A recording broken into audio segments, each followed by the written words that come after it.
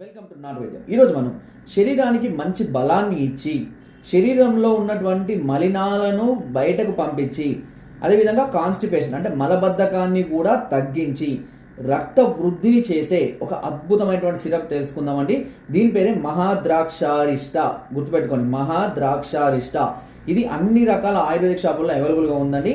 So దీన్ని మీరు చేయవలసిన ఏంటంటే అన్నం తిన్న తర్వాత ఒక 10 ml ఈ సిరప్కి 20 ml వాటర్ని కలిపి ప్రతిరోజు ఉదయము రాత్రి 2 పూటలు అన్నం తిన్న తర్వాత కనుక తీసుకుంటూ ఉన్నట్లయితే ఇప్పుడు నేను చెప్పినటువంటి సమస్యలు అన్నీ కూడా పూర్తిగా తగ్గిపోవడం అనేది జరుగుతుంది వితౌట్ ఎనీ సైడ్ ఎఫెక్ట్స్.